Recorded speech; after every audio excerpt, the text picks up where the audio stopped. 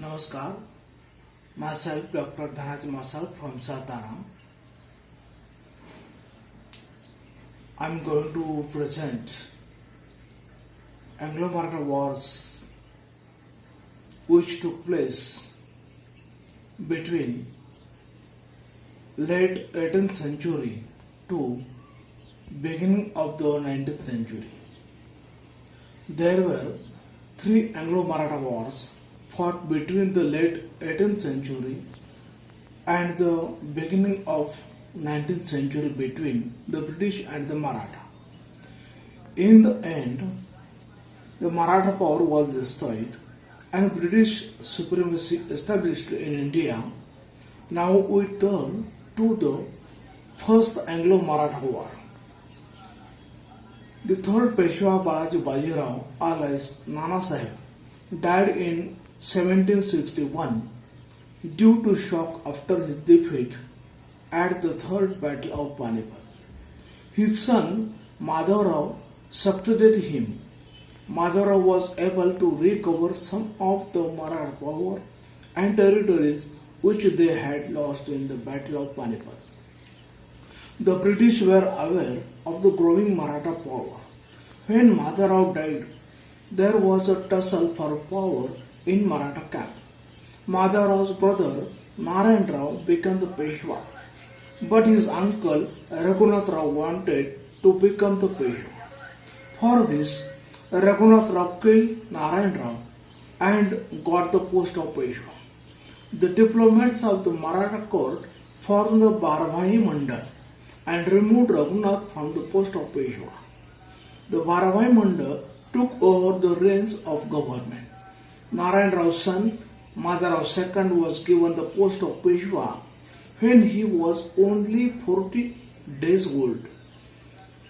The Baravai Mandal began to rule in his name. Raghunath Rao approached to the British to get the post of Peshwa. For this, Raghunath Rao sought the help of the British.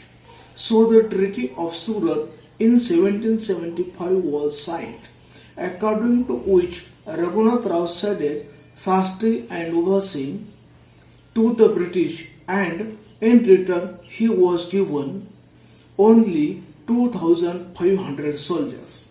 According to Surat Treaty, the British army under the command of Colonel Keating set out to invade Pune with Raghunath Rao. On 28th May 1775, a battle took place between the army of Haripant Phadke and the British at Arras, but no one won a decisive victory. Meanwhile, in England, the Regulating Act of 1773 was passed. Accordingly, Warren Hastings, the Governor of Bengal, became the Governor General of Bengal. Hastings decided to end the war started by the British Governor of Mumbai with the Marathas. Colonel Upton was sent to the Pune to negotiate. Negotiations took place. The British Calcutta Council under the Warren Hastings. The Treaty of Purandar was signed on 1st March 1776 between the Calcutta Council and Nana Fadnis, a Maratha minister. The Treaty of Purandar was beneficial to the British. This treaty completed the first phase of the First Anglo-Maratha War. According to the Purandar Treaty, Raghunath Rao was given a pension only and Shastri was retained by the British. Governor of Mumbai, Hornby, sought permission from the company's board of directors to resume the war. Also on 4th July 1776, after the American colonies became independent from England, the board of directors allowed continuation of hostilities with the Marathas. At the same time, Warren Hastings changed his policy and decided to start war with the Marathas again. The British of Bombay sheltered Raghunath Rao.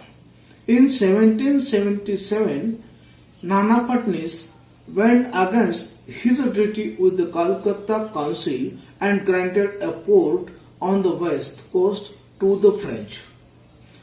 This led British to advance a force towards Pune. There was a battle at Vadgaon near Pune, which the Maratha under Mahaji Shinde secured decisive victory over the British. The British were forced to sign the Treaty of Vadgaon in 1779. After the inquiry of debate at Talegaon and the Treaty of Vadgaon, Cockburn and Egerton were sent to bed. The board of directors of company rejected the Vadgaon agreement. Raghunath Rao, who was in the possession of Mahaji Shinde, again fled to the shelter of the British. So the Marathas got the idea that they will have to fight with the British again. Nana Fadnavis formed an All India Rulers Front against the British. It is called Chatusangh. Nana Fadnavis brought together four major powers, namely Nizam of Hyderabad, Hyder Ali of Mysore, Bhosle of Nagpur, and Peshwa of Pune. Nana Fadnavis shared their responsibilities with everyone. This Chatusangh was supported by other smaller powers in India. The British had no idea of these movements against the British. When Bhosle's army marched towards Nagpur, as per Nana's plan, the British came up with the idea of plot against them. Bhosle and Nizam were sidelined by the British by adopting the policy of Sam Dam Dand Bhed. During the actual war, Hyder Ali remained loyal to the Marathas.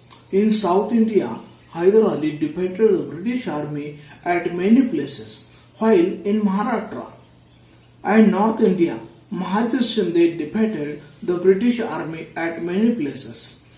The British suffered heavy loss in this war. The British started begging Nana Fadnavis for the treaty, but Nana Fadnavis was not ready to make a deal without Hyder Ali's consent. However, due to the request of Mahaji Shinde, Nana Fadnavis agreed to do the treaty with the British, and on 17th May 1782, the Treaty of Salbai was signed by the Marathas with the British. This treaty ended the First Anglo Maratha War. The East India Company retained Shastri and Barosh. It also obtained a guarantee from the Marathas that they would retake their possessions in the Deccan from Hyder Ali of Mysore. The Marathas also promised that they would not grant any more territories to the French. Raghunath Rao was to receive a pension of Rs 3 lakh every year. All territories taken by the British after the territory of Purandar were ceded back to the Marathas. The British accepted Madharao II as the Peshwa. The Marathas made a treaty with the British without consent of Hyder Ali. So Hyder Ali was hurt. He continued the war with the British alone. After the death of Hyder Ali, his son Tipu Sultan defeated the British. The British finally surrendered and Tipu imposed the Treaty of Mangalore on them in 1784. Thank you.